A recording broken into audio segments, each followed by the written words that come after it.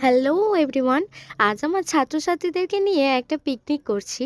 প্রত্যেক বছর এরকম একটা পিকনিক হয় ওদেরকে নিয়ে, তবে এবছর একটু দেরি হয়ে গেল।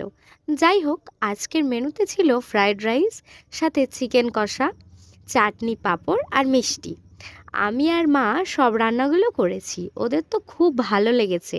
আর ওদের আনন্দ দেওয়ার জন্যই তো এত কিছু। যাই হোক, এই পিকনিকটা অনেক দিন আগেই হওয়ার কথা ছিল, তবে নানান অসুবিধার কারণে করতে পারছিলাম না। তারপর আমার এক ছাত্র আবার বেড়াতে গিয়েছিল, তাই ও ফিরতেই সবটা ঠিক করলাম। ওদের খেতে বসিয়ে দিয়েছি, অনেকটা বেলাও হয়ে গেছে, 2টো মতো বেজে গেছে।